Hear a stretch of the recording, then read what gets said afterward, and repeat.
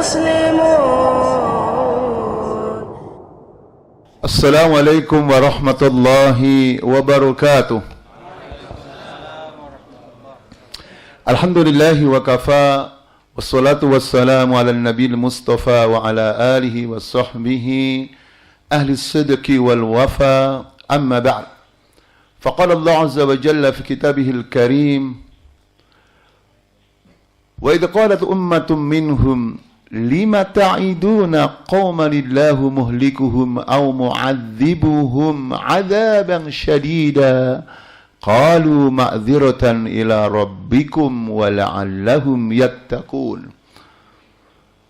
Abna ad-dakwah, pejuang-pejuang dakwah yang semoga dimuliakan oleh Allah Subhanahu wa taala.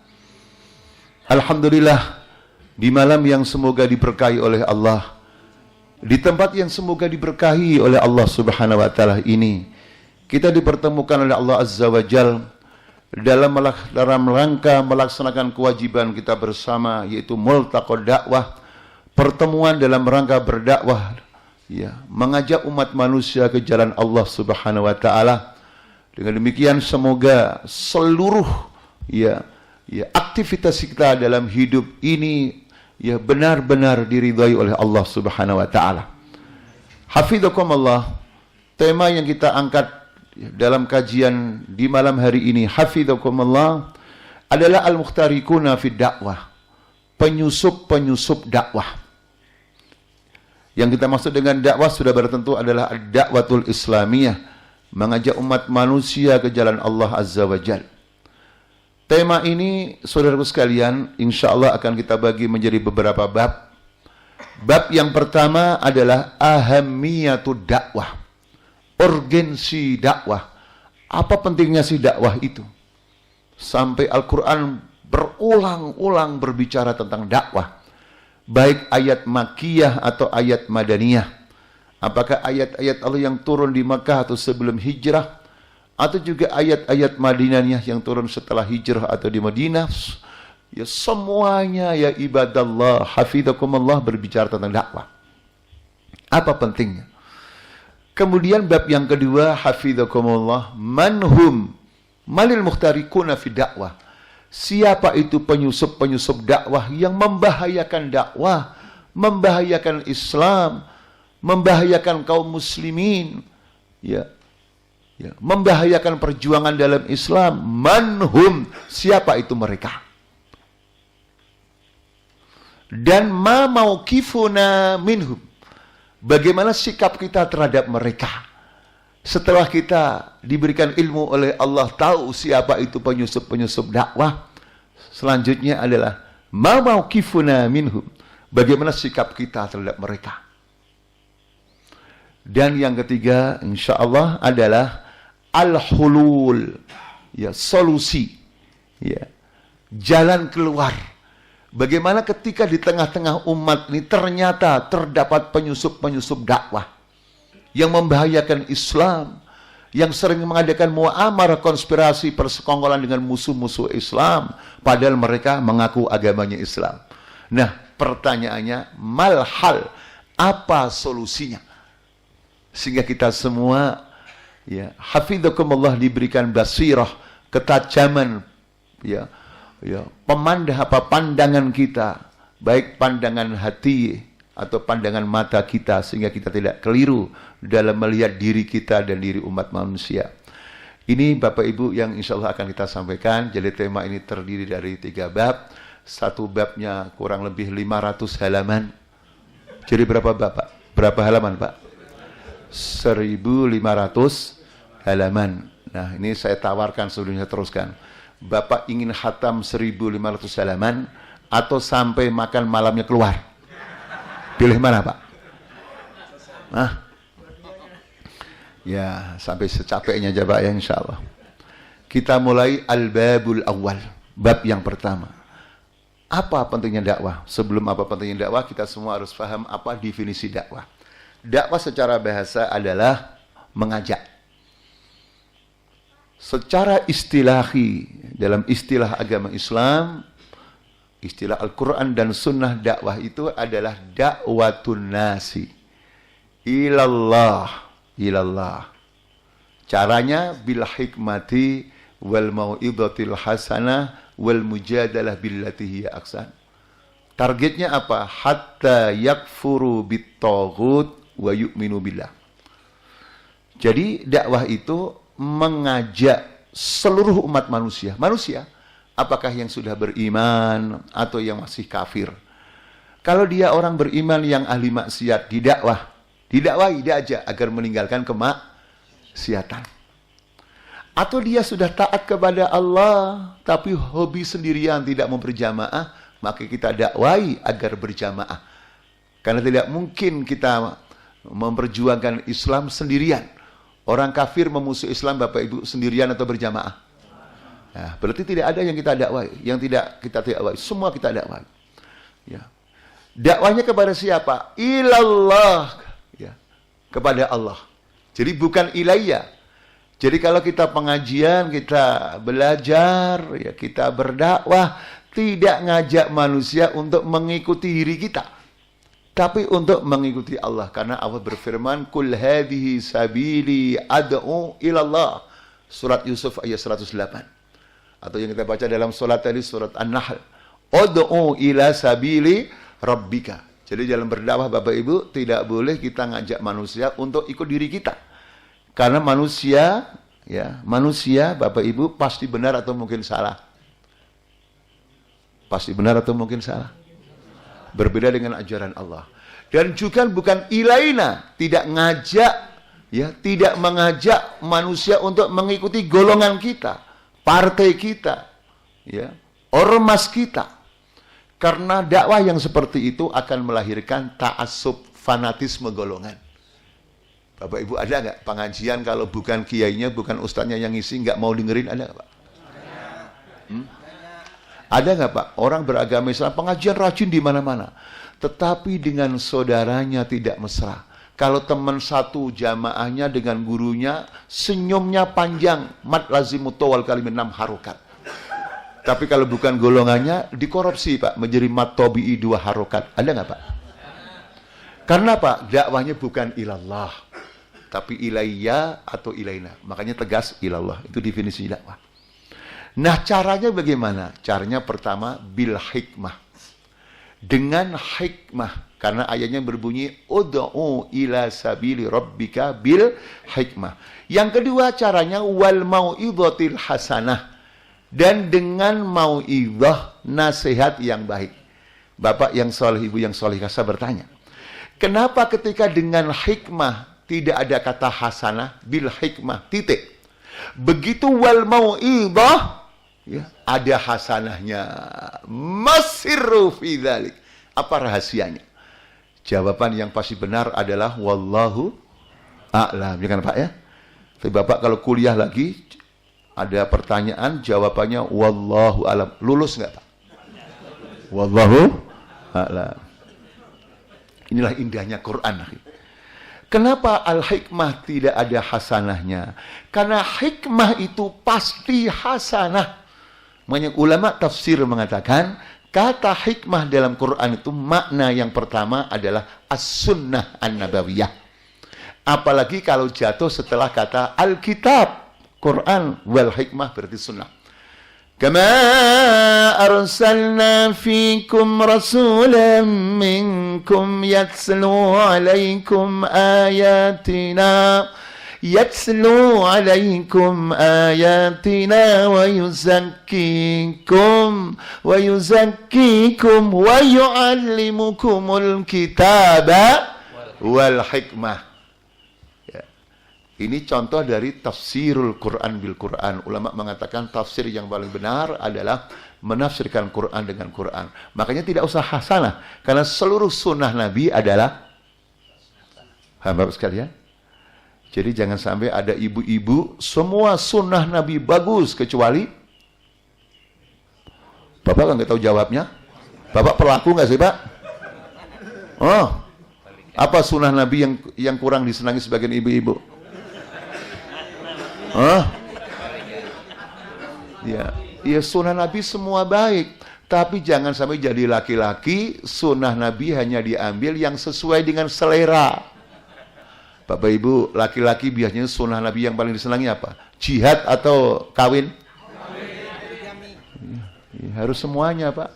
Jihad bagus, kawin bagus. Yang tidak bagus itu orang yang kawinnya tidak bertanggung jawab dan tidak adil. Itu yang mencoreng keindahan Islam.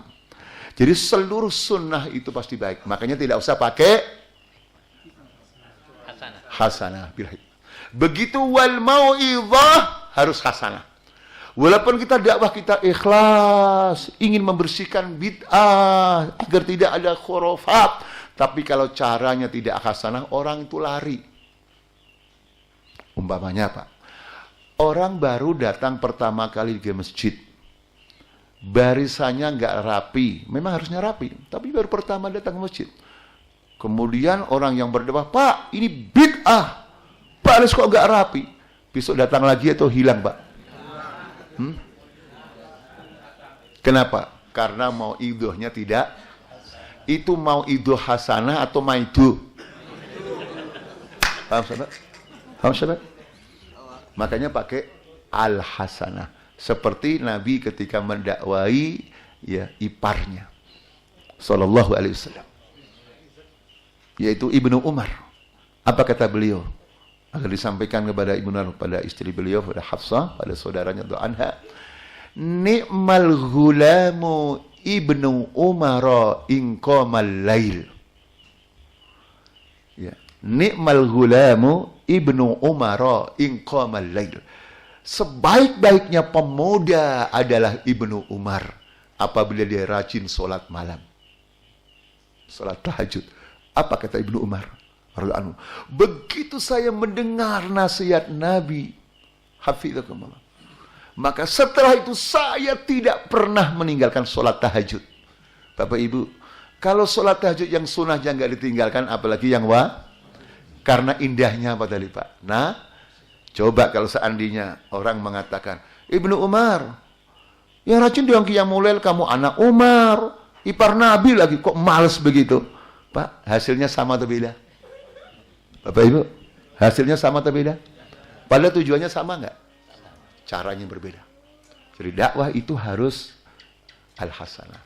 Yang ketiga, wal jidal billati hiya ahsan, karena ayatnya berbunyi wajadilhum billati. Jadi kalau nasihat harus hasanah, tetapi kalau berdebat, berdiskusi tidak cukup hasanah, tapi harus ahsan, yang lebih baik lagi. Kenapa Bapak sekalian? Karena suasana debat, suasana diskusi itu biasanya orang ingin mendapatkan kebenaran atau ini orang inginnya menang. Pak, coba Pak, seandainya ya dalam suatu saat ada debat tentang harokah Islamnya, gerakan Islam. Semua harokah menampilkan ustadznya masing-masing. Pendukungnya juga datang semua berdiskusi. Suasananya teduh, ingin mencari kebenaran atau ingin cari yang menang? Tanda? Maka ketika berdiskusi tidak cukup baik, harus yang lebih. Masya Allah, mari kita lihat. Al-Imam Muhammad Ibnu Idris Asy-Syafi'i rahimahullah, ketika berdiskusi tentang masalah hukum, apa kata beliau? Ketika kita berdiskusi dengan teman-teman diskusi kita, saya berdoa kepada Allah agar kebenaran itu muncul dari lisan saudaraku. Bukan harus dari saya yang diterima. Allahu Akbar. Itulah salafun salih di dalam berdiskusi. Lagi Pak, kisah lagi. Ada orang tua mengikuti sunnah Nabi berjenggot. Karena juga sunnah Nabi SAW.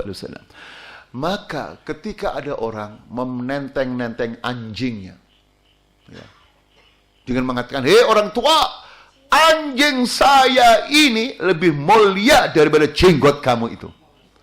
Pak, itu kalau ada orang seperti itu, Bapak apakan Pak? Pak, halal darahnya menghina sunnah Nabi. Kan Pak? Lah, orang tua yang alim, yang hakim, yang bijak tadi mengatakan, Anda benar, Anda benar. Anda benar. Ya. Kalau seandainya saya berjenggot bukan karena Allah, tidak mengikuti sunnah Rasul, maka Anda benar, anjing kamu lebih baik daripada jenggot saya. Tapi wahai saudaraku, ketika saya berjenggot, ya, karena saya mengikuti sunnah Rasulullah Sallallahu Alaihi Wasallam. Semoga jenggot saya lebih baik daripada anjing kamu. Pak, orang tersebut langsung bisa ngomong atau Pak? Coba kalau dilawan dengan kekerasan juga. Paham Pak? Inilah contoh-contoh jidal billati hiya ahsan. Allahu Akbar. Inilah kerja dakwah Pak. Nah, dengan cara dakwah seperti itu, apa targetnya? Kita mengajak manusia hatta yakfuru bitaghut. Ya, sehingga manusia mengkufuri, ingkar, tidak percaya kepada taghut, wa yu'minu billah, dan beriman kepada Allah. Bapak Ibu, kalau dakwah ini sampai kepada seluruh bangsa Indonesia, termasuk di Probolinggo, wa ma adraka ma Probolinggo, Pak. Kira-kira terjadi enggak peristiwa itu, Pak? Lah orang kok percaya kepada dukun. Di Probolinggo atau di mana kalian, Pak? Menggandakan uang. Pak, nggak usah pinter-pinter, sedikit aja ini otak jalan. Kalau ya si dukun itu bisa menggandakan uang, kira-kira uangnya sendiri atau orang-orang lain? Ajib Rabbil Ka'bah. Inilah akal waladin, akal uga, agama juga enggak. Pak, yang tersesat seperti itu, yang tamatan SD atau yang sampai doktor juga? Di negara mana itu, Pak? Sebab ya, indahnya dakwah kan, Pak? Itulah dakwah, saudara sekalian.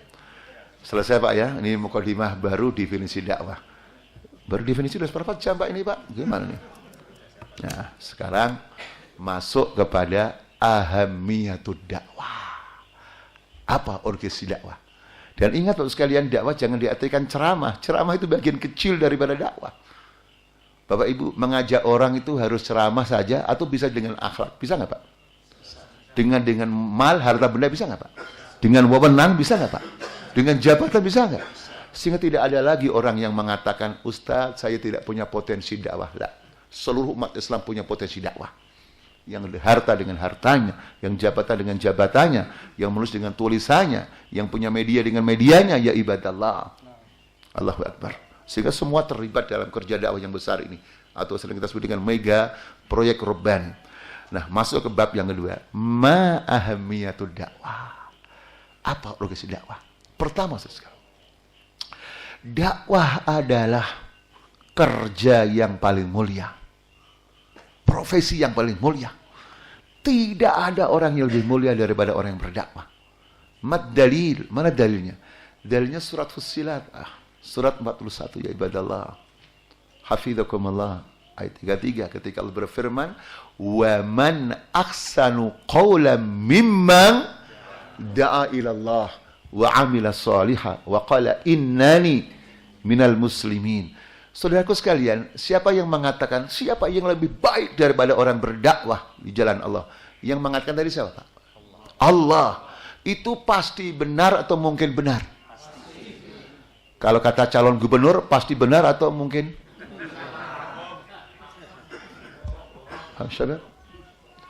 Makanya Bapak Ibu tidak rugi jauh-jauh meninggalkan rumahnya untuk ke sini. Karena ingin menjadi yang terbaik, ya ibadallah.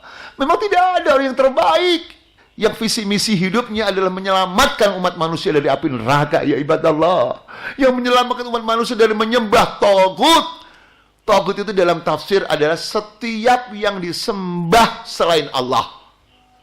Makanya taghut bisa dukun, bisa harta, bisa kekuasaan, bisa raja yang zalim, dan bisa apapun namanya taghut itu. Itu disebut ikhtilaf tanawwu', perbedaan yang bersifat variatif. Yang penting mereka semua itu disembah selain Allah. Bapak Ibu, bola bisa nggak jadi taghut? Orang Islam aslinya jam 2 malam itu bangun untuk menghadap siapa? Ada nggak yang menghadap bola? Apa? Jadi sudah terkena penyakit maroduna. Maroduna. Tahu maroduna, Pak? Marodun yusibuna, penyakit kita. Kembali saudara sekalian. Jadi Apa pentingnya dakwah? Kenapa kita capek-capek dakwah, meninggalkan keluarga kita, letih, mencatat, menyampaikan? Karena kita ingin menjadi yang terbaik. Hafizakumullah. Mana ada orang yang lebih kaya daripada aktivis dakwah? Kan kita tahu semua dalam hadis. Ya. Hafizakumullah, hadis Ali yang diriwayatkan Ali radhiyallahu anhu, bahwa kalau Allah memberikan petunjuk melalui kamu, ya, maka itu lebih baik daripada unta merah. Unta merah itu kalau di Arab adalah aset yang termahal.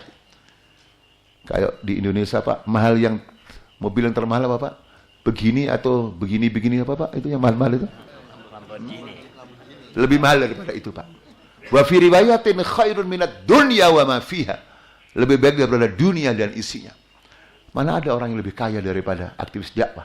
Dan semua orang dikasih kesempatan oleh Allah mengambil perannya masing-masing. Yang punya ilmu dengan ilmunya, yang punya dana dengan dananya, yang punya jabatan dengan jabatan, yang punya waktu dengan waktunya, ya ibadallah. Siapa yang tidak tertarik menjadi aktivis dakwah, ya ibadallah? Menjadi orang yang terbaik. Kemudian yang kedua, orang yang berdakwah itu hafizakumullah akan memproduksi dua manfaat. Memproduksi dua manfaat.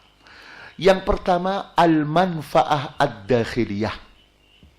Manfaat yang kembali pada internal. Artinya kembali pada dirinya sendiri. Dan manfaat yang kedua adalah manfaat kharijiyah. Manfaat eksternal yang kembali pada masyarakat yang didakwai. Apa itu manfaatnya?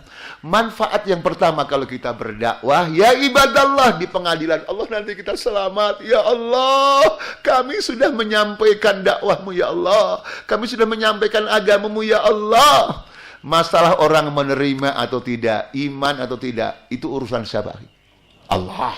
Tapi kewajiban kita adalah menjelaskannya, menyampaikannya. Yang kedua, ya ibadallah, manfaat kepada masyarakat pada eksternal, yaitu dengan dakwah yang masif, yang ikhlas, yang benar, semoga mereka masyarakat bertakwa kepada Allah. Mana dalilnya adalah surat Al-A'raf, surat nomor 7, hafizakumullah, ayat 164 sampai 166. Mari kita baca. أعوذ بالله من الشيطان الرجيم وإذ قالت أمة منهم لم تعدون قوما الله مهلكهم أو معذبهم عذابا شديدا قالوا معذرة إلى ربكم ولعلهم يتقون. Ikhwatal iman, ini kisah yang terjadi di Bani Israel, di mana sebagian kelompok mereka itu usil, hobinya mengkritisi, hobinya bikin jengkel aktivis dakwah. Itu kejadian di zaman Bani Israel saja atau zaman sekarang ada, Pak? At-tarikh yu'idu nafsahu, sejarah pasti berulang. Apa ungkapan mereka terhadap aktivis dakwah? Kenapa kamu sibuk-sibuk menasehati masyarakat? Kalau masyarakat berdosa kan Allah yang membinasakan, Allah yang menyiksanya. Hai, kenapa kamu sibuk-sibuk berdakwah, ceramain orang melulu? Apa jawaban aktivis dakwah, Pak? Pertama, qalu ma'dziratan ila rabbikum. Mereka menjawab, agar kami punya ma'dzirah, alasan terhadap Tuhan. Kalau kita menghadap Allah, ya Allah, sudah kami sampaikan tugaskin. Karena setiap umat manusia yang beragama Islam wajib berdakwah. Apa kata Nabi, Bapak sekalian? Balighu anni. Coba Bapak yang soleh, Ibu yang solehah, ada yang tidak punya satu ayat? Al-Fatihah saja sudah berapa ayat, Pak? Allah Akbar. Yang penting kita sampaikan. Dan yang kedua, wala'allahum yattaqun, dan agar supaya mereka bertakwa. Maka Bapak kita lihat, Bapak yang soleh, Ibu yang soleh, kita tinggal di perumahan mana, RT RW manapun, di masjid manapun. Tapi kaedahnya, ketika kita tinggal di sebuah lingkungan orang-orang yang aktif berdakwah atas izin Allah, pasti tapi atas izin Allah, relatif lebih baik daripada tempat yang lainnya. Saya bertanya, Pak, masjid-masjid yang jamaah pengajiannya itu banyak, penuh, bahkan subuh juga penuh, itu biasanya di situ banyak aktivis dakwah atau tidak ada aktivis dakwah? Pasti. Apakah yang muda, yang tua? Berbeda dengan sebagian orang, semangat bangun masjid. Bagus, bagus dalam satu sisi, sampai 2 lantai. Tetapi tidak ada aktivis masjidnya. Begitu sholat subuh, berapa baris Pak?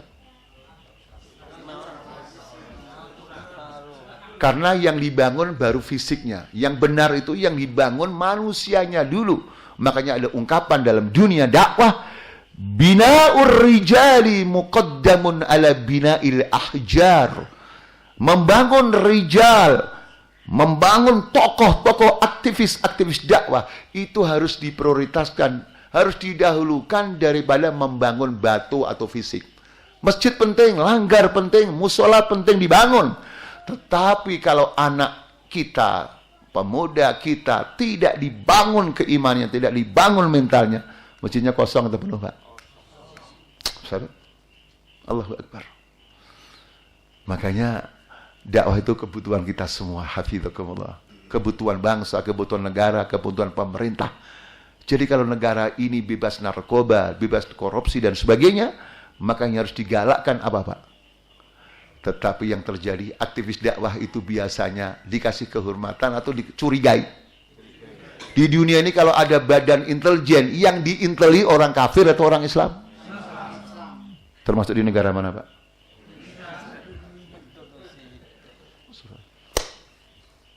Nah, ini yang kedua. Jadi ketika kita berdakwah, pentingnya Bapak sekalian, kita mendapatkan manfaat yang kembali pada diri kita sendiri. Kita bebas.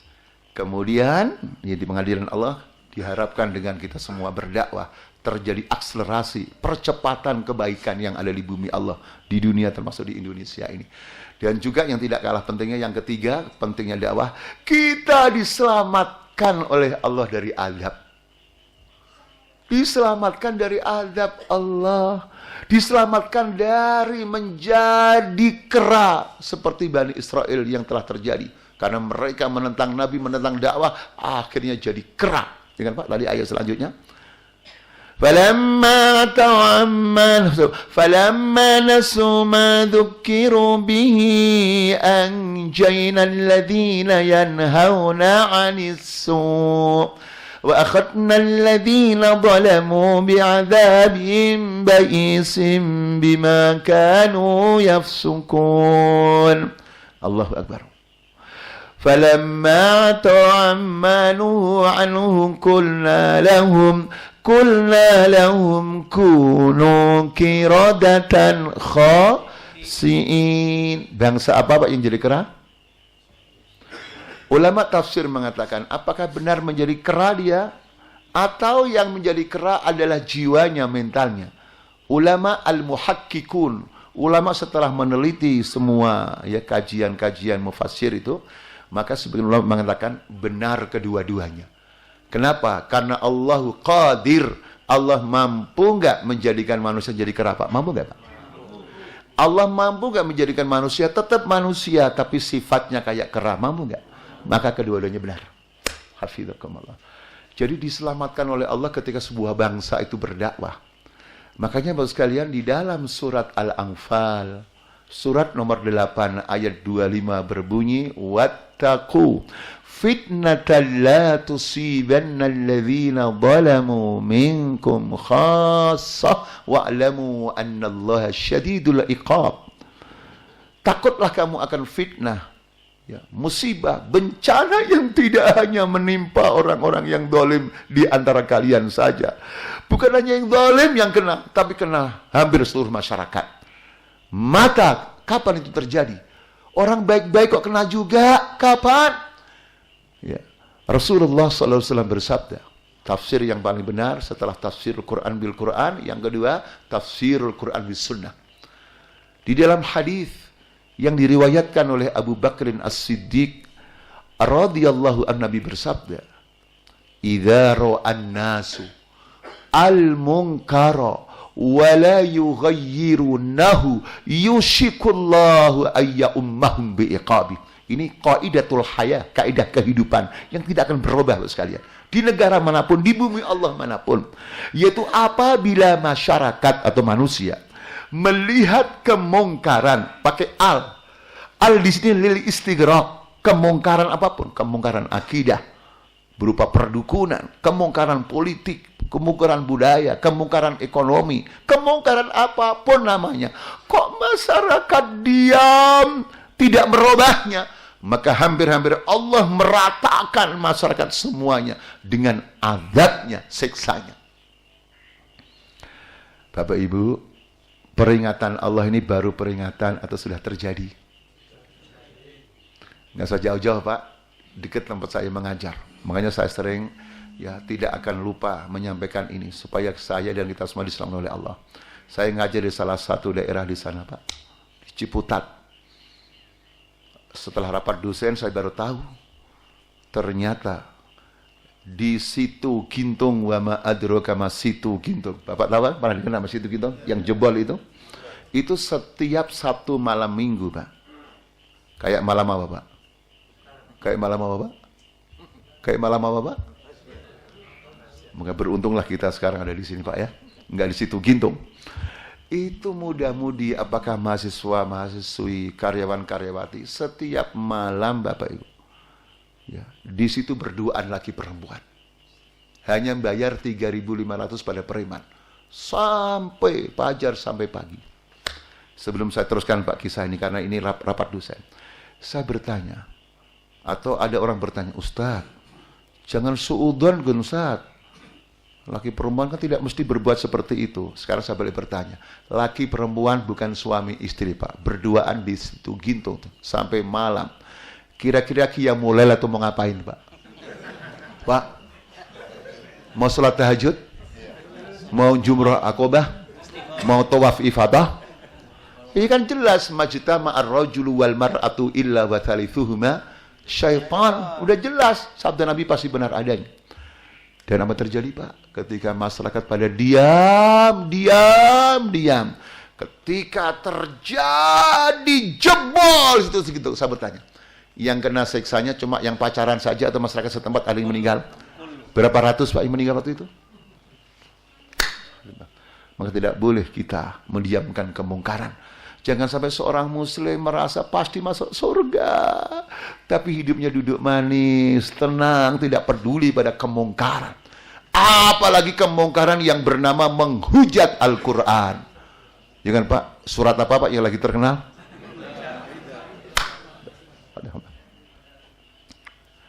Jelas kan Pak? Quran jelas. Maka berbahagia saudara sekalian ketika kita ditakdirkan oleh Allah menjadi aktivis dakwah sesuai dengan kafaah potensi kita masing-masing. Jadi maaf Pak ya, ketika bicara dakwah jangan sampai yang ada di benak kita hanya ustadz yang ceramah. Ya antum semua juga aktivis dakwah Pak. Ya kalau kita semua ceramah semua siapa dengerin Pak?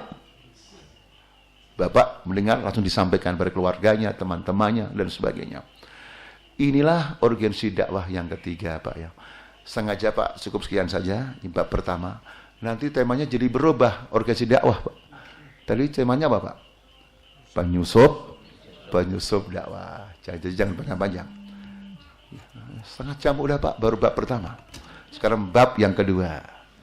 Ya. Manhum, siapa itu al-muhtarikun? Siapa penyusup dakwah? Di dalam dakwah tapi membahayakan dakwah. Bapak Ibu, yang namanya penyusup itu biasanya menyenangkan atau membahayakan? Ya kan Pak? Manhum, siapa mereka? Ini kita jadikan dua pasal. Al-faslul awal, pasal yang pertama. Siapa itu mereka? Yang pertama adalah al-munafikun. Orang-orang munafik. Kenapa disebut penyusup dakwah?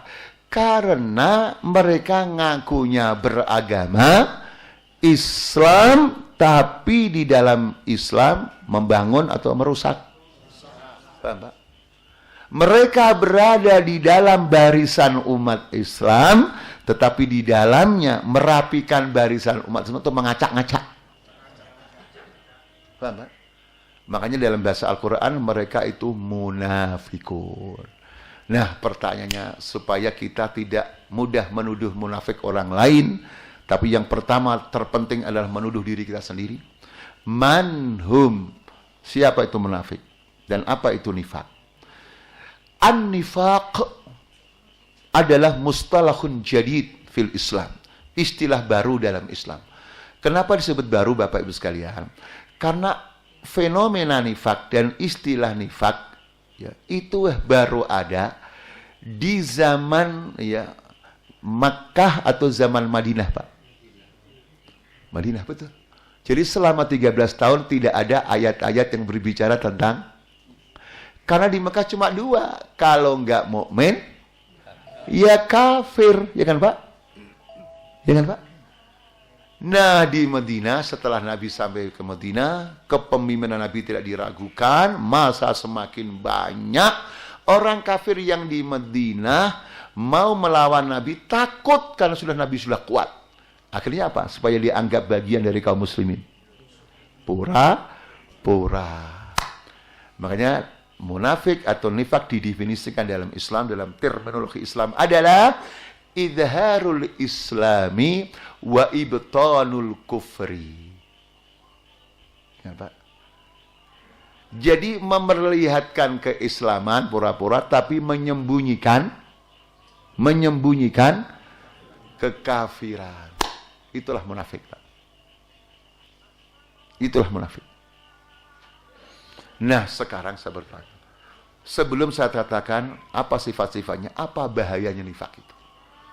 Bahayanya nifak ya ibadallah, diulang-ulang penyebutannya dalam Al-Quran. Yaitu dalam surat-surat Madaniyah. Mari kita lihat. Di surat Baqarah ada kisah munafikin. Di surat An-Nisa banyak. Di Al-Ma'idah banyak. Di Al-Anfal banyak. Di At-Taubah banyak. Di An-Nur banyak. Di Al-Ahzab banyak.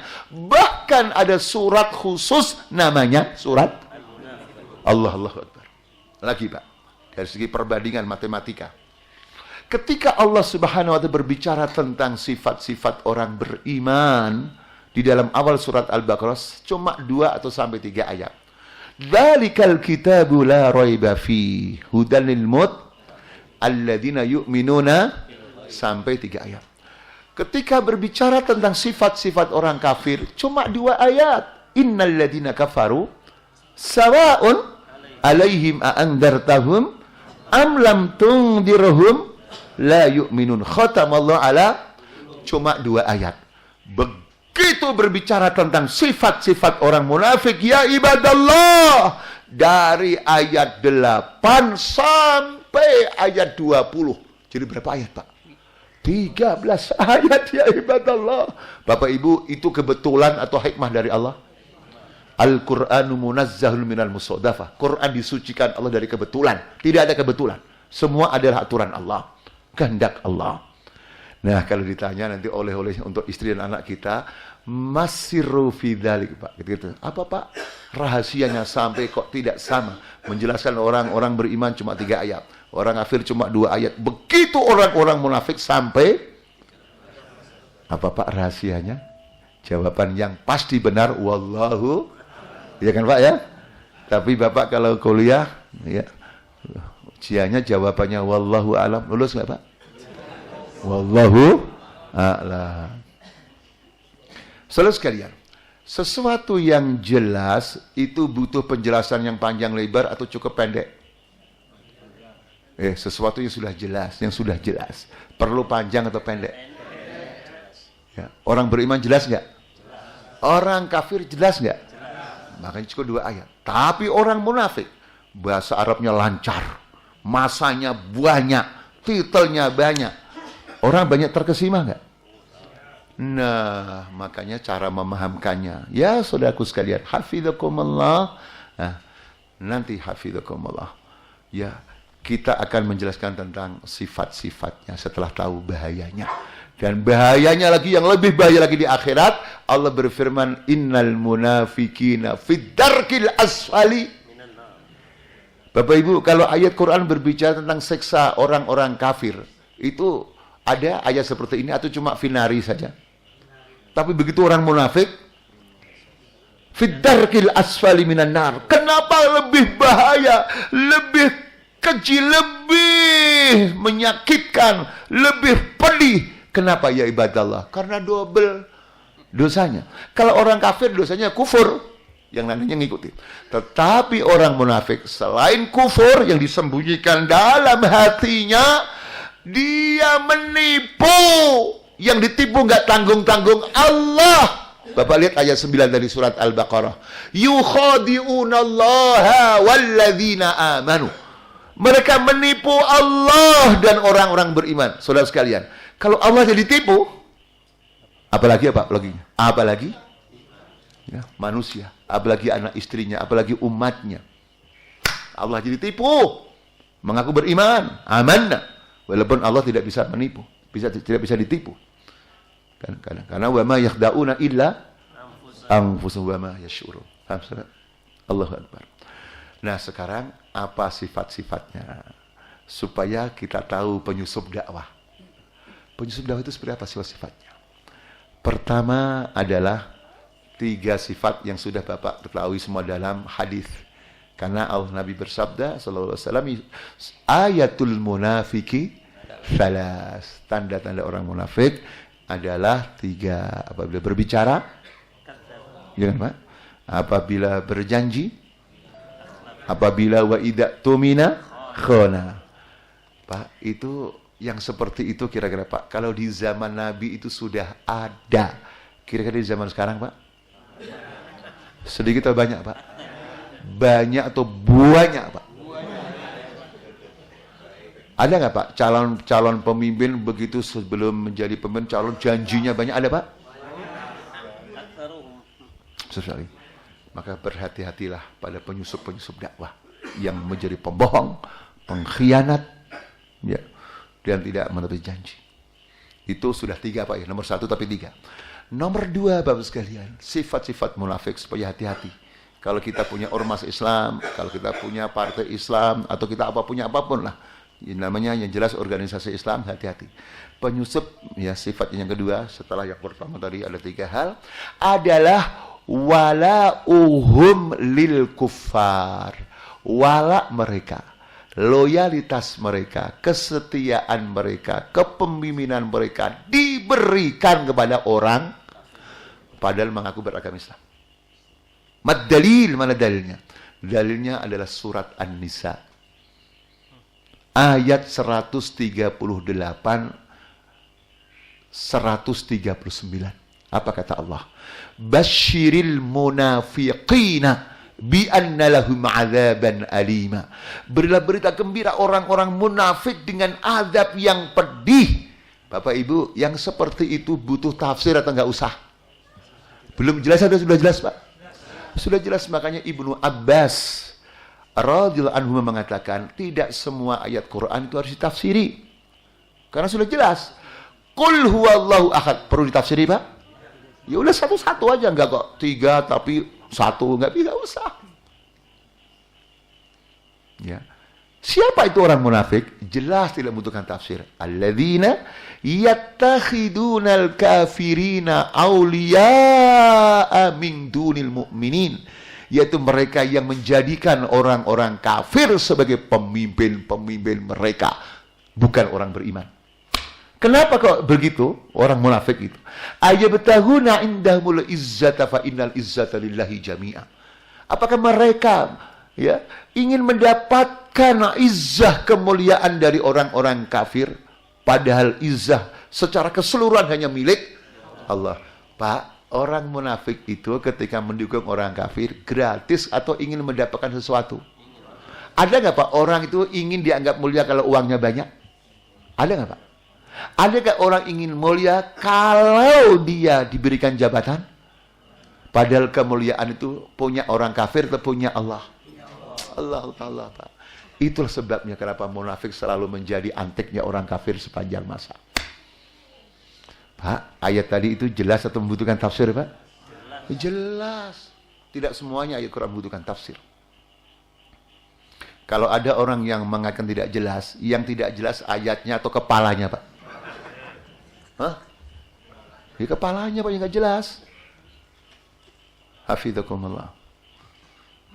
Kemudian hafidzakumullah yang ketiga, di antara sifat-sifat orang munafik yang menjadi penyusup-penyusup dakwah itu, hafidzakumullah, adalah as-saddu an sabilillah. Jadi ciri-ciri orang munafik menghalang-halangi jalan Allah, menghalang-halangi Al-Quran dan Sunnah, menghalang-halangi kitab suci Al-Quran dan Sunnah Nabi Sallallahu Alaihi Wasallam. Mad dalil tadi yang kita baca dalam surat dalam surat Isra tadi atau surat Maghrib tadi, Bapak sekalian. Jadi ayat 60 itu berbicara juga sifat-sifat orang munafik yang percaya kepada Taghut. Ayat 61, orang munafik itu kalau kamu katakan, "Hai manusia, ya mari mengikuti Quran dan Sunnah, mengikuti firman Allah, mengikuti Rasulullah." Maka kata Allah, kamu lihat orang-orang munafik menghalang-halangi manusia agar tidak mengikuti kamu, wahai Rasulullah. Mari kita baca ayatnya, Pak, ya. Saya ulang lagi, tadi sudah kita baca dalam salat. Alam tara ilal ladzina yaz'umuna annahum amanu bima unzila ilaika wa ma unzila min qablik yuriduna an yatahakamu ila at-taghuti wa qad umiru an yakfuru bih wa yuridu asy-syaitanu an yudillahum dhalalan ba'ida wa idza qila lahum تعالوا إلى ما أنزل الله وإلى الرسول رأيت المنافقين يصدون عنك صدودا. Alam taro ilal ladina yaz'umun. Tidaklah kamu melihat, apakah dengan mata atau dengan mata hati, orang-orang yang mengira beriman. Bapak Ibu, mengira beriman itu beneran atau tidak beneran? Jadi mereka berhukum kepada Taghut, padahal mereka diperintahkan untuk kufur kepadanya, mengingkarinya. Itulah munafik. Dan apabila dikatakan pada mereka, "Ta'alu, mari mengikuti kitab suci yang Allah turunkan, mari mengikuti Rasulullah," apa kata Allah? "Ra'aital munafikin." Kamu lihat orang-orang munafik. Pak, butuh tafsir atau jelas? Enggak pakai isim dhamir, enggak isim mausul, langsung isim dhohir munafikin. Yasudduna, menghalang-halangi manusia, angka darimu. Sududa, dengan sebenar-benarnya menghalang-halangi. Pak, adakah di dunia ini mengaku beragama Islam terdepan menghalang-halangi syariat Islam? Ada, Pak? Mengaku beragama Islam anti jihad, anti amar ma'ruf nahi munkar, ada, Pak? Itulah penyusup-penyusup dakwah, Pak. Tanpa bermaksud kita menuduh orang, tidak boleh menuduh orang. Justru orang yang pertama tertuduh diri kita sendiri, Pak. Karena Umar bin Khattab takut munafik. Pada orang ahli masuk surga. Datang kepada intelijen Nabi, "Ya Hudzaifah, daftar orang-orang munafik itu ada nama saya enggak?" Ya, Umar orang ahli surga, Pak, masih takut munafik, apalagi saya, ya ibadallah. Ibnu Abi Mulaikah rahimallah, Pak, ya, tokoh tabi'in mengatakan, "Adraktu 30 min ashabi Rasulillah sallallahu alaihi wasallam. Kulluhum yakhafuna minan nifaq." Aku jumpai 30 sahabat Nabi, semuanya takut nifak. Padahal di antara mereka ada ibunda kita Sayyidatuna Aisyah radhiyallahu anha, ada Ali radhiyallahu anhu, ada Anas orang yang ahli hadis. Itu semua takut nifak, apalagi saya, ya ibadallah. Jadi ceramah ini untuk diri kita. Ya, semoga juga berguna bagi kita semua agar waspada kepada orang-orang yang dianggap orang Islam, bahkan dianggap tokoh, tapi sifat-sifatnya tidak jauh dari apa yang disampaikan oleh Allah dalam Quran tadi. Na'udzubillah min dzalik, sehingga umat tidak tertipu, ya ibadallah. Nah, saudaraku sekalian, selanjutnya pertanyaannya, ma mauqifuna minhum? Ya Ustaz, kalau ada orang seperti itu, atau ya akhi wa saudaraku, kalau ada orang yang seperti itu, bagaimana sikap kita? Sementara masyarakat menganggap orang alim, masyarakat menganggap tokoh. Bapak Ibu, umumnya masyarakat mengetahui kebenaran itu langsung Quran dan Sunnah atau mengikuti gurunya? Tidak semuanya orang mau belajar. Karena pikiran masyarakat itu yang tidak faham bagaimana mungkin munafik, bagaimana mungkin musuh Islam. Padahal bahasa Arabnya Gus. Padahal kalau sedikit saja berpikir, sedikit saja, gak usah banyak-banyak Pak. Sekarang saya bertanya Pak, kalau ukurannya pintar bahasa Arab, saya bertanya, bahasa Arab kita semua ini Pak, dengan bahasa Arabnya gembong munafik di zaman Nabi, lancar mana Pak? Pak, Bapak tahu kan Pak siapa tokoh munafik di zaman Nabi? Siapa Pak? Abdullah bin Ubay. Pak, itu kalau dites bahasa Arabnya lancar mana? Dengan mereka juga itu. Lancar mana Pak? Hah? Lihat dia nggak pernah kuliah lancar bahasa Arabnya Pak. Baru lahir aja udah bisa ngomong Arab Pak. Paham Pak? Sehingga orang supaya terbuka, kenapa harus sejelas seperti itu? Yang penting dia nyebut nama. Karena masih banyak masyarakat, apa mungkin orang disebut tokoh atau doktor atau siapapun kok munafik? Apakah mungkin? Kan begitu Pak logikanya Pak. Lagi, kalau penampilan Pak, coba keren mana Pak? Maaf. Seandainya munafik di zaman Nabi ini masih hidup, siapa namanya tadi Pak? Datang ke Indonesia dikasih titel Profesor, Doktor, Kiai Haji Abdullah ibni Ubay ibni Salul, dibandingkan dijajar dengan Profesor, Doktor, Kiai Haji Agus, keren mana Pak? Pantas mana Pak? Abdullah bin Ubay. Pak, ini supaya orang paham. Jangan orang tertipu oleh nama, oleh titel, oleh kelancaran bahasa Arab. Coba Pak, bahasa Arab kita dengan bahasa Arabnya Abu Jahal lancar mana Pak?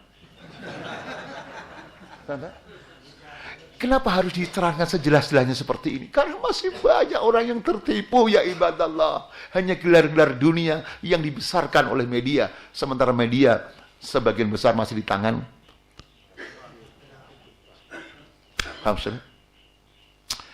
Nah sekarang pertanyaannya, ma mauqifuna minhum, bagaimana sikap kita agar sikap kita ini ala basirah. Dalam satu sisi sikap kita benar, tidak tertipu oleh mereka, tapi juga jangan ekstrim mengambil tindakan yang tidak sesuai dengan Islam pula. Nah inilah ceramah selanjutnya Pak, kita teruskan atau sampai nasinya matang? Terus Pak ya. Ini baru sepertiga Pak, belum selesai ceramahnya. Insyaallah. Saudaraku sekalian, hafizakumullah.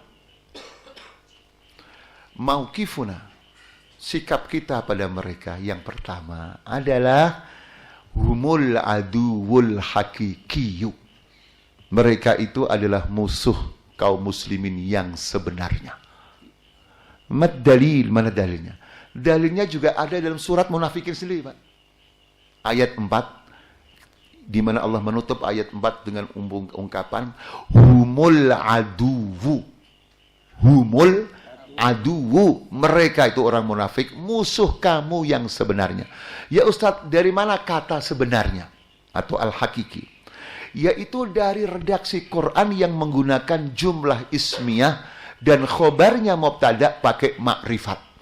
Bapak sekalian, di dalam bahasa Arab mubtada khobar itu aturannya ya cukup mubtada memang harus ma'rifat, tapi khobar cukup nakirah, seperti Zaidun jalisun ya, Zaid duduk, jalis pakai nakirah, tidak usah al-jalisu. Tetapi ketika ya mubtada memang harus ma'rifat, kemudian khobarnya mubtada juga ma'rifat, itu untuk mempertegas bahwa musuh yang sebenarnya adalah munafik. Karena kalau orang kafir tidak usah tegas, namanya juga kaper-per Pak. Tapi kalau orang munafik, mungkin bahasanya lebih hebat daripada kita, pasukannya lebih banyak daripada kita, dananya lebih banyak daripada kita, tampilnya di TV lebih seperti. Makanya harus dipertegas humul aduwo. Yang kedua, nah ini yang saya maksud, jangan sampai ekstrim kita, tetap semuanya pakai dalil. Setelah kita diberitahu oleh Allah bahwa munafik itu musuh kamu yang sebenarnya, maka kata Allah, fahdharhum, maka waspadailah mereka. Jadi sikap kita adalah al-hadaru minhum, waspada terhadap ceramahnya, omongannya, makarnya, persekongkolannya dengan orang kafir, pertemuan-pertemuan gelap dengan orang-orang kafir. Harus diwaspadai ya ibadah Allah. Waspada terhadap media-media yang digunakan. Waspada pada TV yang digunakan. Waspada pada majalah surat kabar yang digunakannya. Allahu Akbar. Makanya jar-majrurnya tidak disebut oleh Al-Quran. Dalam tafsir kalau jar-majrurnya disebut, maf'ul tidak sebut, itu lit-ta'mim untuk umum. Atau ulama tafsir mengatakan likai tadhhaba kullu nafsin bima dhahabat. Jadi setiap diri diberikan kebebasan oleh Allah untuk merenunginya. Karena kewaspadaan itu sangat banyak sekali yang harus kita lakukan ya ibadallah. Bapak Ibu, kenapa kok tidak ada ayat faktulhum, bunuhlah mereka? Kenapa Bapak Ibu? Nah ini supaya tidak bikin orang ekstrim. Karena Pak, orang beriman yang punya ghirah, kalau ada orang ngaku beragama Islam kok membela orang kafir, itu biasanya sabar atau gregetan Pak. Pak, ketika gregetan maunya didoakan cepat mati itu panjang umur. Makanya jangan seperti itu. Kenapa? Karena bagaimanapun mereka itu tetap secara zahir agamanya apa Pak? Itu sebabnya Rasulullah Sallallahu Alaihi Wasallam tidak membunuh Abdullah bin Ubay bin Salul. Padahal mau membunuh Nabi, bersekongkol dengan Yahudi, berapa kali menggombosi umat Islam.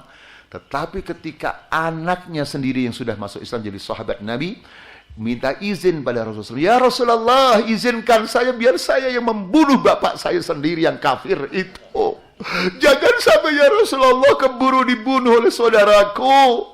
Karena bapak saya kafir, kalau itu yang terjadi saya takut ya Rasulullah. Saya akan membunuh saudaraku yang beragama Islam gara-gara saya balas dendam pada saudaraku yang membunuh orang kafir. Yang terjadi naudzubillah min dzalik, nanti saya akan membunuh orang Islam hanya karena membunuh orang kafir. Tapi Nabi memberikan izin nggak Pak? Lah, maka dakwah itu tidak cukup semangat Pak, tapi cukup harus tahu dalil juga. Ulama sirah nabawiyah memberikan analisa kenapa Nabi tidak mau membunuh. Maka dalilnya adalah likaila yuqala inna Muhammadan qatala sahibahu. Agar tidak dikatakan. Tidak dikatakan berarti apa Pak? Membangun opini apa Pak? Membangun opini. Jadi opini itu penting Pak dalam dakwah. Agar tidak dikatakan Muhammad tega-teganya membunuh temannya sendiri. Karena secara zahir agamanya apa Pak? Nabi pengajian datang nggak dia? Bahkan bangun apa? Bangun apa? Masjid. Walladzina takhadu masjidan diraran wa kufran wa tafriqan bainal mu'minin, untuk memecah belah umat Islam. Ya kan Pak ya? Jadi tetap kita harus sabar, kita waspada. Tetapi yang namanya manusia adalah manusia. Kira-kira ada nggak yang sabar? Kok nggak mati-mati dia ya? Ada nggak Pak seperti itu? Apa ayat selanjutnya? Serahkan pada Allah. Qatalahumullah. Biarkan Allah yang membunuhnya. Allah sendiri. Paham Pak ya? Ini sikap kita pada penyusup-penyusup dakwah yang masih mengaku beragama. Coba Pak kalau di antara mereka dibunuh, terjadi perang apa? Pak, munafik itu pengikutnya sedikit atau banyak? Bahaya. Cukup diwaspadai. Kemudian selanjutnya yang ketiga atau keempat adalah ya al-jihadu, berjihad melawan mereka. Mad dalil, dalilnya surat At-Tahrim ayat 9. Karena Allah berfirman, ya ayyuhan nabiyyu jahidil kuffara wal munafikin waghlud alaihim. Hai Nabi, berjihadlah, perangilah itu orang-orang kafir dan orang munafik, dan berlaku keraslah pada mereka. Jadi Quran itu tidak ada kontradiksi. Ketika bicara tentang jihad, ya harus keras. Tapi begitu bicara tentang dakwah, harus lemah. Tidak ada kontradiksi antara ayat dengan ayat. Tinggal kita harus tahu di mana letaknya ayat ini difahami. Bapak sekalian, kenapa orang kafir dan orang munafik dikumpulkan oleh Allah dalam satu ayat? Wawu, ya, jahidil kuffara wal munafikin. Berarti kalau wawu itu kan limutlaqil jam'i, berarti ada kesamaan. Sama apa? Sama-sama memerangi kaum Tapi wawu itu lil mughayarah, beda. Apa bedanya? Bedanya hanyalah pembagian tugas. Orang kafir memerangi kaum muslimin dari luar, orang munafik memerangi Islam dari. Maka musuh dalam selimut lebih berbahaya. Allahu Akbar. Nah, Cuma sebagian ulama ada yang menafsirkan. Di antaranya Al-Imam At-Tabari rahimahullah, Syekhul Mufassirin, guru besar dari para ulama tafsir. Beliau mengatakan, perang melawan orang kafir adalah perang senjata. Perang melawan orang munafik adalah perang menggunakan hujjah, argumentasi. Tapi bukan tafsir satu-satunya Pak ini. Ini tafsirannya At-Tabari. Tafsir yang lainnya adalah, ya selama mereka memerangi Islam, ya kita perangi. Mereka memerangi media, dengan media, kita lawan dengan, ya kan Pak? Mereka memerangi kaum muslimin dengan opini, kita lawan. Tapi kalau orang munafik sudah ada di barisan orang-orang kafir, perang, membunuh kaum muslimin, berarti apa? Saya bertanya Pak, di zaman Belanda menguasai Indonesia, kira-kira ada nggak orang munafik? Belanda sampai menjajah Indonesia 350 tahun. Itu karena Belanda kuat, tentaranya banyak, atau antek-anteknya yang banyak? Iya Pak? Alhamdulillah saya diberikan kesempatan oleh ceramah di Belanda cuma 2 kali. Saya berpikir merenung negara sekecil ini kok bisa menjajah Indonesia 350 tahun. Apa yang terjadi? Ternyata pakar sejarah mengatakan jumlah Belanda cuma sedikit, yang banyak siapa Pak? Itu terjadi zaman dulu aja, tapi bisa terjadi zaman sekarang juga. Hafidzakumullah. Saudaraku yang saya cintai karena Allah Subhanahu wa taala.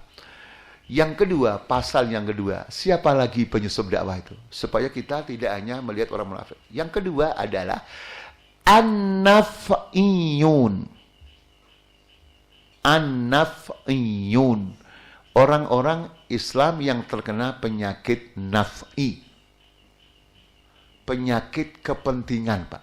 Demi kepentingan harta, kepentingan ketenaran, kepentingan politik, rela-relanya dia menjadi munafik, berpihak pada orang kafir, sehingga menjadi penyusup dakwah. Ada nggak kira-kira Pak?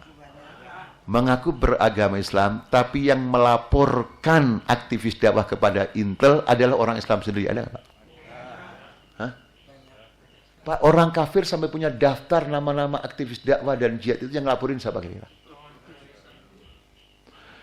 Saya tidak berani menuduh mereka munafik, ya. Tetapi kena penyakit naf'i, dan penyakit naf'i oportunis itu ya penyakitnya orang munafik, dan juga walladzina fi qulubihim marad, dan orang-orang yang dalam hatinya ada penyakit, termasuk sakit tadi, penyakit macam-macam, Pak ya. Itu. Kemudian yang ketiga, siapa lagi para penyusup dakwah itu adalah alladzina lam tanjuj tarbiyatuhum al-imaniyah, yaitu orang-orang yang belum matang keimanannya. Maaf, mungkin dia niatnya tidak jadi penyusup dakwah, tapi dimanfaatkan oleh orang kafir. Kenapa? Tarbiyahnya, pendidikannya, keimanannya belum matang. Dan ini bukan terjadi zaman sekarang. Itu terjadi di zaman Sayyidina Utsman radhiyallahu anhu, terjadi di zaman Sayyidina Ali radhiyallahu anhu. Bapak sekalian, saya bertanya, siapa yang membunuh Utsman, yang membunuh Ali? Orang kafir, Pak? Ya memang di luarnya, otaknya orang kafir. Tapi siapa yang bunuh? Orang-orang dari Mesir, dari yang baru masuk Islam. Mereka dari Mesir, mereka dari Persia, dari Iran. Yang keislamannya baru, belum tersibrah, belum matang pembinaannya.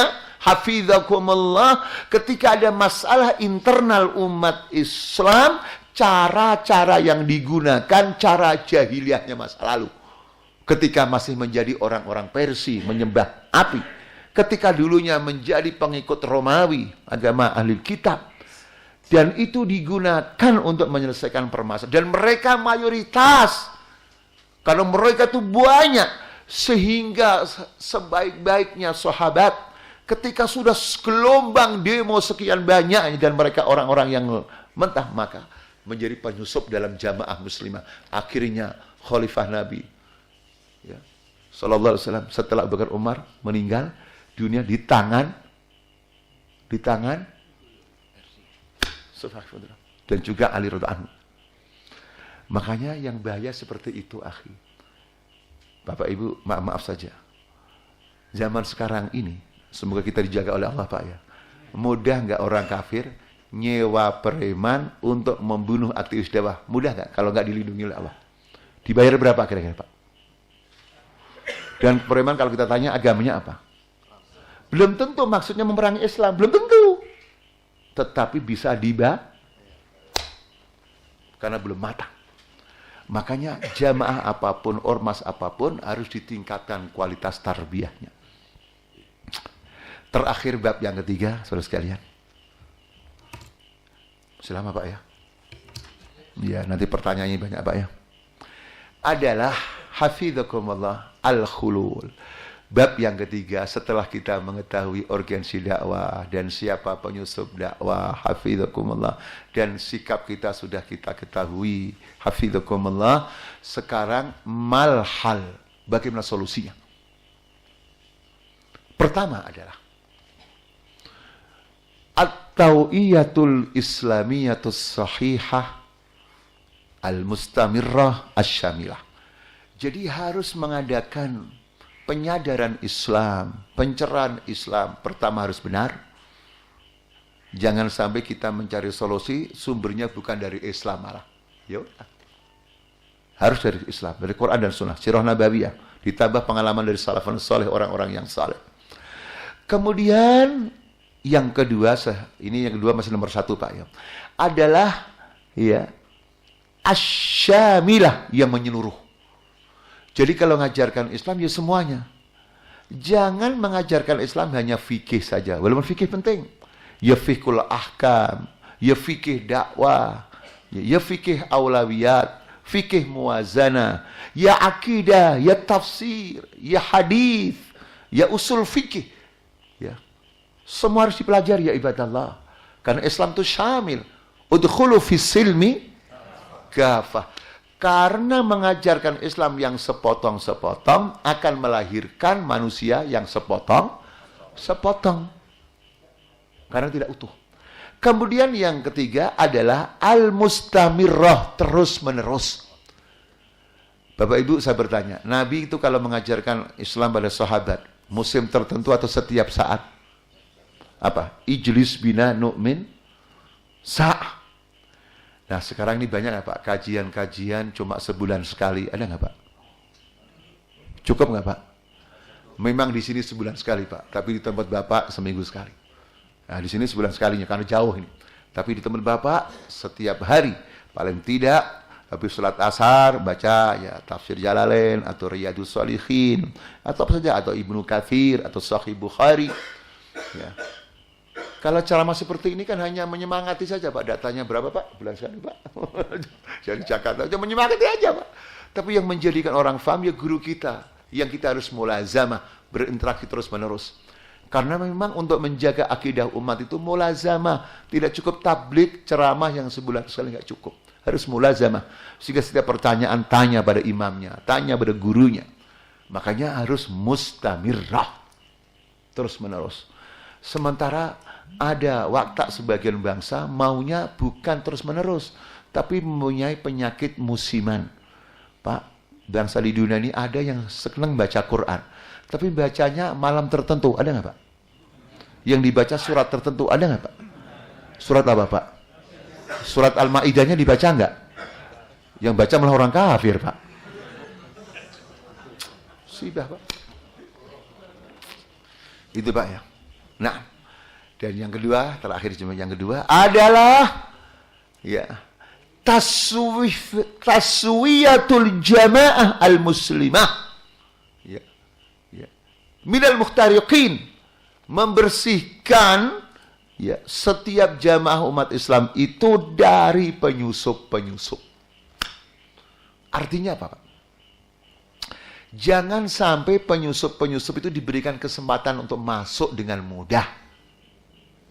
Makanya dalam Al-Quran, Pak, dalam surat At-Taubah, tidak otomatis kalau hafidzakumullah mengaku beragama Islam kemudian menjadi pengurus atau menjadi struktur. Lah, Bapak lihat aja dalam surat Al-Baqarah, At-Taubah surat 9 itu. Ayat 6, ayat 11 itu sama. Jadi kalau ada orang kafir sudah masuk Islam, fa intabu wa aqamus shalah wa atawuz zakah, yang pertama fa khallu sabilahum. Jadi kalau mereka sudah tobat, mendirikan sholat, bayar zakat, maka bebaskan mereka. Enggak langsung angkatlah dia jadi pengurus. Lah. Nanti dulu kita lihat perkembangannya. Selama sekian tahun. Nah, dalam ayat 11 lain penutupnya, Pak. Fa in tabu wa aqamus shalah wa atawuz zakah fa ikhwanukum fiddin, meningkat jadi ikhwan udah. Karena sudah terbukti walaknya pada Islam. Ini orang ngerti tidak, Pak? Partai baru dibangun, menyusup ke situ. Ormas Islam dibangun, orang bisa loncat, yang penting bayar sekian miliar jadi ketua. Pak, ini ngarang-ngarang itu terjadi, Pak. Yang ngasih tahu saya adalah orang dalam sendiri. Ya. Terpilihnya seseorang dalam sebuah ormas Islam itu tidak mulus, tapi Pak, dulu banyak orang mengaku madhabnya Syafi'i rahimallah. Tapi sebagian orang sudah ada yang berubah, na'udzubillah, semoga kita diselamatkan oleh Allah. Berubah menjadi madhabnya madhab real, Pak. Realistis. Saya mendengar dari seorang yang menjadi teman mereka, ketika dia nasihati, Kang, kowe iku kan cah santri kok ngono sih, ngawur piye sih? Kamu jangan terlalu ideal. Kita ini hidup di Jakarta, punya istri, punya anak. Kalau tidak begini makan apa? Kita ini harus realistis. Padahal uangnya bukan real, Pak, dolaristis. Pak, maaf, yang ngasih berita seperti kita ngarang-ngarang nuduh atau pengakuan, Pak? Pengakuan, Pak. Kita nggak boleh nuduh. Makanya kita semua juga harus ikhlas dalam berdakwah. Jangan karena real, jangan karena dolar, ya ibadallah.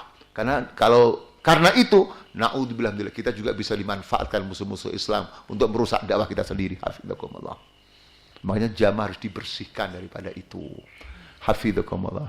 Dan apa sarananya mereka menyusup itu? Tidak semuanya dengan TV, Pak. Menyusup yang pertama melalui al-muassasat atau al-munazzamat al-islamiyah. Melalui ormas-ormas Islam. Bapak Ibu, saya bertanya, mereka itu menjadi ketua ormas Islam, ujuk-ujuk atau dipersiapkan? Pertama. Yang kedua, melalui al-muassasat, yayasan-yayasan. Baik yayasan pendidikan yang bernama perguruan tinggi atau yang lainnya. Bapak, saya bertanya, seorang mengaku beragama Islam, dapat doktor dari orang kafir, ya, tesisnya atau yang lainnya, hafizakumullah, harus menghujat Islam. Itu dapat dokter kira-kira gratis atau enggak? Gratis atau harus ada dibayar ketika pulang ke negaranya? Menyampaikan qala Allah, qala Rasul, atau qala mereka? Muncullah semua agama, muncullah boleh kawin lintas. Kawin kok lintas agama, lintas provinsi nggak apa-apa masih. Muncullah daripada pemimpin Islam yang zalim, mendingan pemimpin non-Muslim yang adil. Bapak-bapak, ibu-ibu yang senang umrah, bapak ibu kalau umrah, pilih mana? Naik pesawat, pilotnya non-Muslim tapi ahli. Yang satu, pesawat, supirnya, pilotnya Muslim tapi tidak ahli, Bu. Pilih yang mana? Bapak Ibu, yang salah Qur'annya atau kepalanya yang salah? Contohnya atau Islamnya? Kenapa contohnya bukan orang kafir yang gila, yang mabuk-mabukan? Pilih mana dengan orang Muslim yang bersih, yang pintar? Kenapa contohnya bukan yang itu? Selalu asal yang Islam zalim, yang Islam tidak ahli. Akhi, itu yang ngajari siapa kira-kira, akhi?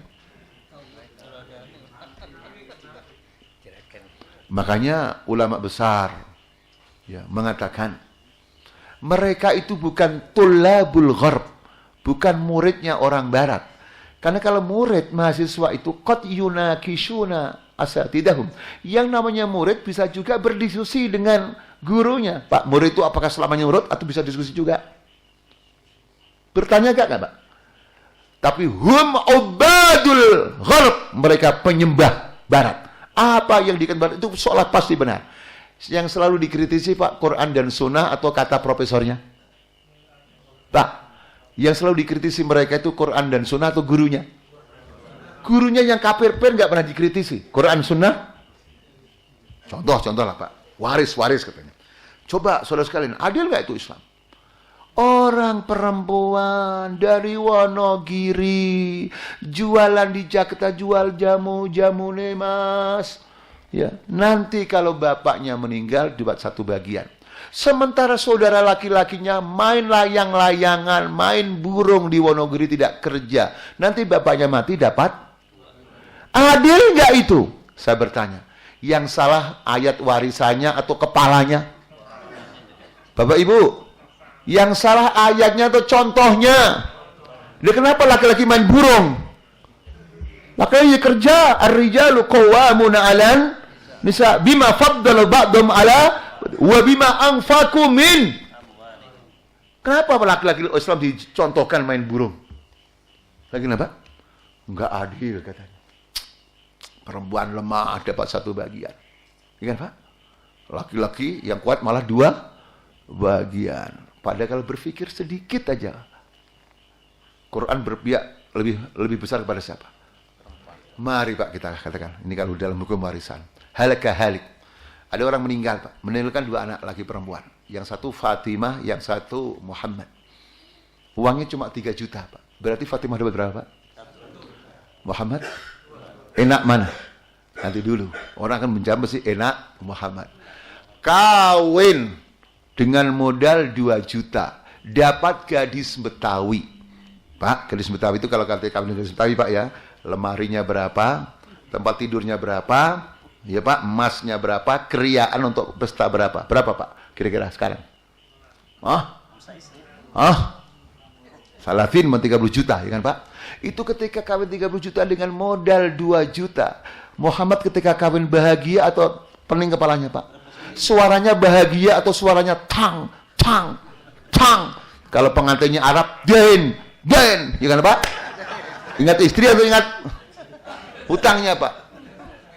Sementara Fatimah dapat anak juragan Betawi, dapat lamaran 30 juta. Punya uang berapa Fatimah Pak? Allah. Jadi memang, ya begitu gurunya orang kafir Pak. Jadi menyusup mulai perguruan tinggi. Pulang, siap menjadi dekan. Amidul kuliah. Sebentar lagi nanti siap menjadi rektor. Kasih kesempatan untuk ceramah sama sini. Kemudian juga wasailul i'lam media. TV, surat kabar. Sehingga orang tidak meragukan ketokohannya. Orang tidak meragukan kepakarannya. Itulah kalau dalam Ghazul Fikri disebut sina'atur rijal. Sina'atur rijal. Menciptakan kepemimpinan, ketokohan. Dan mereka punya semua itu. Hafizakumullah. Nah dengan cara seperti ini, ya semoga kita dan kaum muslimin dijaga oleh Allah Subhanahu Wa Taala. Ini sahabat sekalian. Dan pengajian itu kalau sudah amin, berarti sudah selesai Pak ya. Sampai saja. Assalamualaikum warahmatullahi wabarakatuh.